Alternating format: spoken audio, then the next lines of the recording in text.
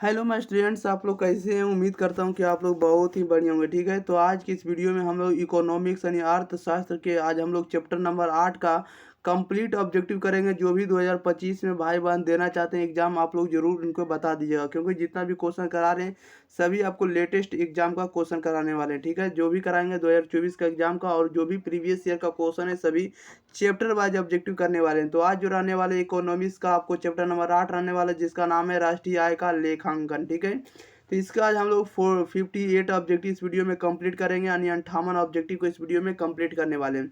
तो आप लोग अपने भाई बहन के पास जरूर इस वीडियो को एक बार शेयर कर दिएगा। वीडियो को अगर अभी तक लाइक नहीं किया तो वीडियो को लाइक कर दिएगा। अगर आप लोग चैनल पर पहली बार आए, वीडियो को पहली बार देख रहे हैं, चैनल को सब्सक्राइब नहीं किए तो चैनल को आप लोग जरूर सब्सक्राइब कर लीजिएगा। और जरूर बता दीजिएगा कि इसका जो पीडीएफ आपको फ्री में मिल जाता है एग्जाम प्री टेलीग्राम चैनल पर। अगर आप लोग जाकर सर्च करेंगे तो जितना भी इकोनॉमिक्स का होगा पीडीएफ, या तो जितना भी आपको क्लास 12 के आर्ट्स से संबंधित होगा, साइंस से होगा या क्लास 10th होगा, सभी तरह का आपको वीडियो का आपको जो होगा पीडीएफ वहाँ पर आपको अवेलेबल होगा। ठीक है, वहाँ से आप लोग जाकर फ्री में डाउनलोड कर सकते हैं, पढ़ सकते हैं। ठीक है, आप लोगों को पता होगा कि 5 से 10 सेकंड के अंदर आप लोगों को आंसर देना होता है कमेंट बॉक्स के अंदर, तभी हम आपको आंसर बताएंगे। ठीक है, ताकि इससे क्या होगा कि आप लोग याद करते चले जाइए, दोबारा आपको पढ़ने की आवश्यकता ना हो। ठीक है, लेकिन हम कहेंगे कि 1 से 2-3 बार आप लोग वीडियो को जरूर देखिए, ताकि आपको दोबारा इसको देखने की आवश्यकता ना पड़े। आपको कि कोई दूसरा बुक पढ़ने की आवश्यकता नहीं, सभी तरह का बुक हम आपको वीडियो अवेलेबल कर देंगे। ओके, चलिए तो हम लोग स्टार्ट करते हैं। क्वेश्चन नंबर फर्स्ट आप लोग बताइएगा, कह रहा है निम्न में कौन सेवाओं की श्रेणी में आता है, बताइएगा। निम्न में से कौन जो है सेवाओं की श्रेणी में आता है। तो सेवाओं की श्रेणी में जो आता है आपको जलपान गृह आता है, बीमा आता है, कोचिंग, ये जितना भी है सेवा की श्रेणी में आता है। जलपान गृह हो गया, बीमा हो गया, कोचिंग, ये जितना भी आपको सेवा की श्रेणी में आता है। राइट आंसर ऑप्शन नंबर इसका डी हो जाएगा। Okay, D will correct answer हो जाएगा इनमें से सभी। नेक्स्ट क्वेश्चन ले लेते हैं। क्वेश्चन नंबर देखिएगा आप लोग 2 नंबर। अब आप लोग 2 नंबर का आंसर देते चलिए। ठीक है, अब हम क्वेश्चन नंबर 2 पढ़ते हैं। 2 नंबर में कह रहा है मूल्य वृद्धि से लेन देन सम व्यवहार के लिए मुद्रा की मांग में क्या परिवर्तन होगा, बताइएगा। कह रहा है कि मूल्य वृद्धि से लेन देन सम व्यवहार के लिए मुद्रा की मांग में क्या परिवर्तन होगा। तो राइट आंसर ए हो जाएगा, बढ़ेगी। ओके, क्वेश्चन नंबर 3 में कह रहा है निर्यात में किसी देश द्वारा वस्तु क्या होगा, तो विदेश में विक्रय किया जाता है। बी राइट आंसर हो जाएगा। नेक्स्ट क्वेश्चन लेते हैं। क्वेश्चन नंबर देखिएगा आप लोग 4 नंबर। 4 नंबर में देखिए क्या करा है। 4 नंबर में कह रहा है कि विनिमय दर में मूल्य ह्रास से क्या घटेगा, बताइएगा। विनिमय दर में मूल्य ह्रास से क्या घटेगा, तो ये हो जाएगा आयात घटेगा। ओके, क्वेश्चन नंबर 5 में कह रहा है राष्ट्रीय आय की गणना में निम्नलिखित में से किसे सम्मिलित किया जाता है। तो यह सम्मिलित किया जाता है नई अंतिम वस्तुएं एवं सेवाओं को। Okay, option number A right answer हो जाएगा। क्वेश्चन नंबर नेक्स्ट देखिएगा। क्वेश्चन नंबर आप लोग 6 नंबर देखिएगा। क्वेश्चन नंबर 6 में क्या करा है। 6 नंबर में कह रहा है कि निम्नांकित में से कौन सा कथन जो असत्य है। तो ये असत्य कथन कौन होगा, तो right answer option number C हो जाएगा। प्रायोज्य आय बराबर हो जाएगा निजी आय माइनस में प्रत्यक्ष कर हो जाएगा। ओके, 7 में कह रहा है एक अर्थव्यवस्था में साल भर में उत्पादित सभी अंतिम वस्तुओं और सेवाओं का बाजार मूल्य क्या कहलाता है। तो राइट आंसर ऑप्शन नंबर ए हो जाएगा सकल घरेलू उत्पाद कहलाता है, जीडीपी कहलाता है। ठीक है, gross domestic product. Okay, next question देख लेते हैं। क्वेश्चन नंबर देखिएगा 8 नंबर।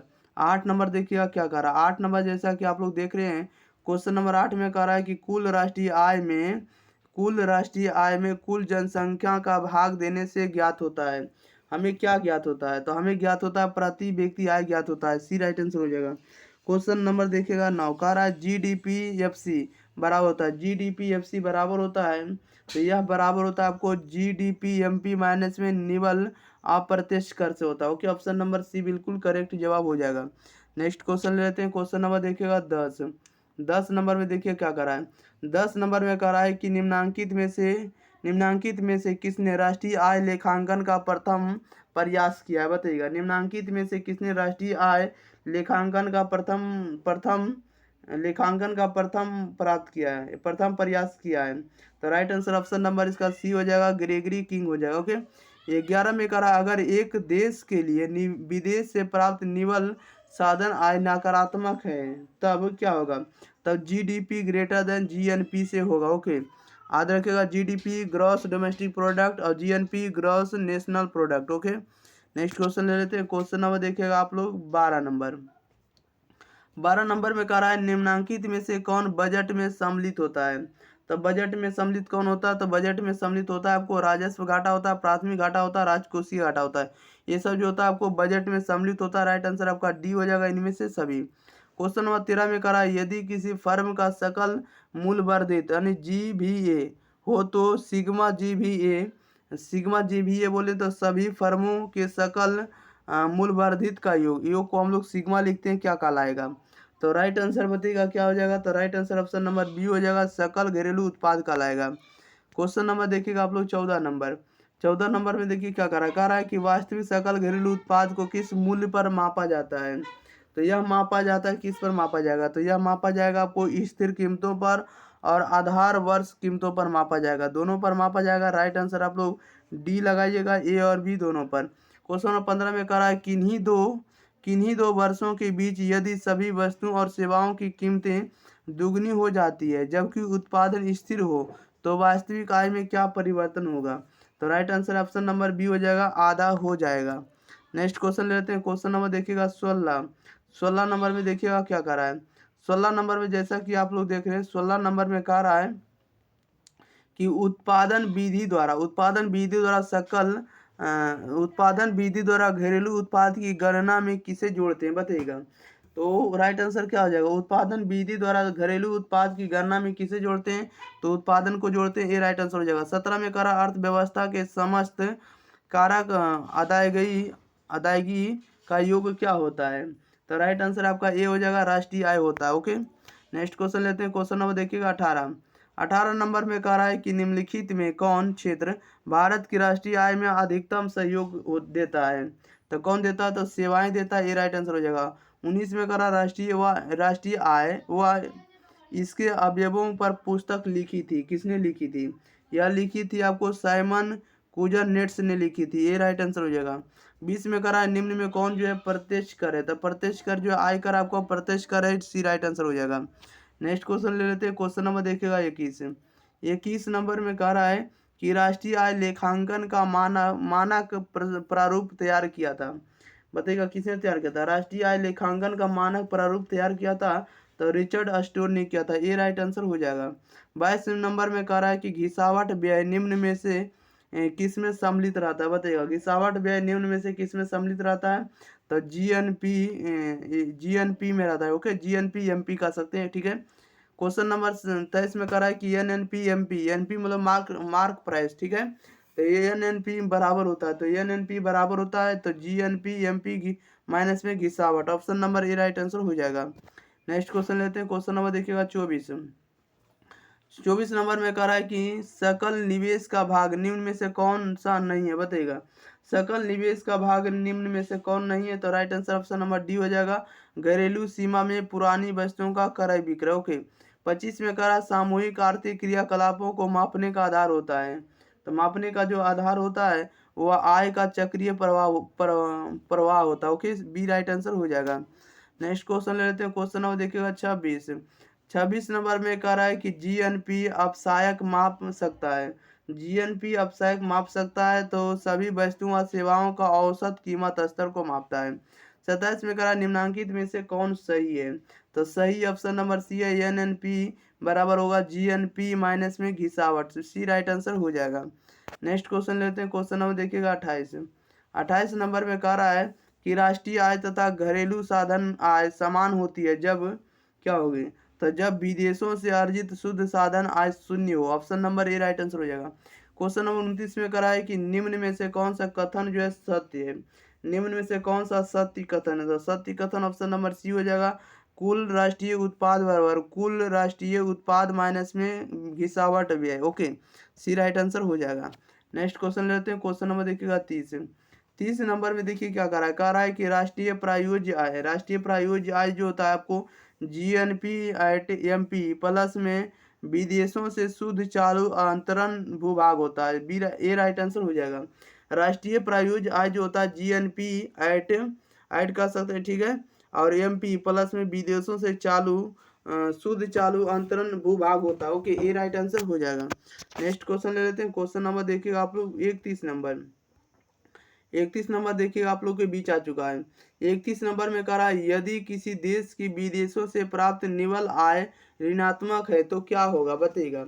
31 का सही जवाब बताइएगा क्या हो जाएगा। कह रहा है कि यदि किसी देश की विदेशों से प्राप्त निवल आय ऋणात्मक है तो क्या होगा, तो सकल घरेलू उत्पाद ग्रेटर देन आपको क्या होगा, तो सकल राष्ट्रीय उत्पाद से होगा, यानी सकल घरेलू उत्पाद बड़ा होगा सकल राष्ट्रीय उत्पाद से। ओके, नेक्स्ट क्वेश्चन ले लेते हैं। क्वेश्चन नंबर देखिएगा 32 नंबर।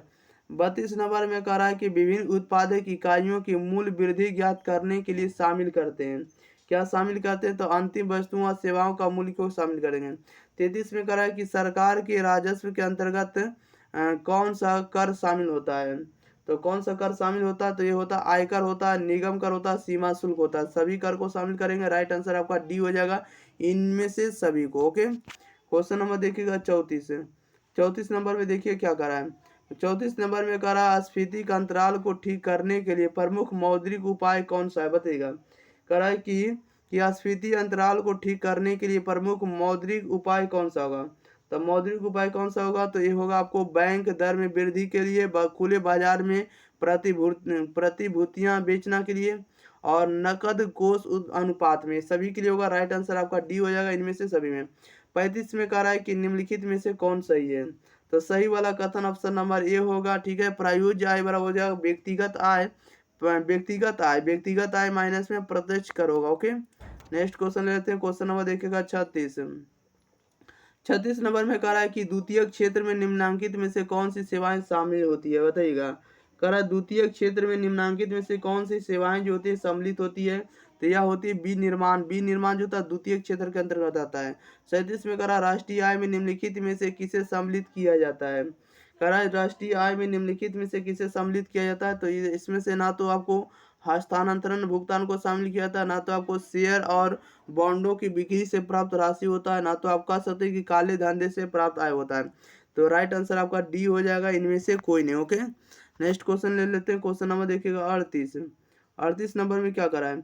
38 नंबर में करा है कि एक लेखा वर्ष में किसी देश की घरेलू सीमा में सभी उत्पादकों द्वारा जितनी भी अंतिम वस्तुओं और सेवाओं का उत्पादन होता है, कह सकते हैं कि जिसमें मूल्य ह्रास भी शामिल होता है, उनकी बाजार कीमत के योग को कहा जाता है। तो क्या कहा जाता है, उनको कहा जाता है GDP कहा जाता है। ओके, क्वेश्चन नंबर नेक्स्ट देखिएगा। क्वेश्चन नंबर देखिएगा 39। 39 नंबर में कह रहा है कि GNP बराबर वाट क्या होगा, तो ये होगा GDP प्लस में विदेशों से शुद्ध साधन आय। Option number B right answer हो जाएगा। 40 में कह रहा है कि NDP बराबर वाट क्या होगा, तो NDP जो होगा NDP माइनस में घिसावट। Option number D right answer हो जाएगा। क्वेश्चन नंबर देखिएगा आप लोग 41 नंबर। 41 नंबर में कह रहा है कि साधन लागत पर शुद्ध राष्ट्रीय उत्पाद को कहा जाता है। क्या कहा जाता है, तो राष्ट्रीय आय कहा जाता है। ये राइट आंसर हो जाएगा। 42 में कह रहा राष्ट्रीय आय में निम्नलिखित में से किसे शामिल किया जाता है, तो यह शामिल किया जाता है आपको लगान, मजदूरी, वेतन, ब्याज और लाभ को। Option number D right answer हो जाएगा। चलिए तो नेक्स्ट क्वेश्चन देख लेते हैं। क्वेश्चन नंबर देखिएगा 43 नंबर की ओर। देखिएगा 43 नंबर में क्या करा है। 43 नंबर भी इजी क्वेश्चन है। कह रहा है कि अस्थायी पूंजी के उपभोग को क्या कहते हैं, बताइएगा। अस्थायी पूंजी के उपभोग को क्या कहते हैं, तब मूल ह्रास कहते हैं। बी राइट आंसर हो जाएगा। 44 में कह रहा है किस अर्थव्यवस्था में एक वर्ष के अंतर्गत उत्पादित अंतिम वस्तुओं तथा सेवाओं के बाजार मूल्य को कहते हैं, क्या कहते हैं, तो कुल घरेलू आय कहते हैं। सी राइट आंसर हो जाएगा। नेक्स्ट क्वेश्चन देख लेते हैं। क्वेश्चन नंबर देखिएगा 45। 45 नंबर में कह रहा है कि निम्नलिखित उद्देश्य से खरीदी गई वस्तुएं अंतिम वस्तुएं कहलाती है। राइट आंसर बताइएगा क्या हो जाएगा।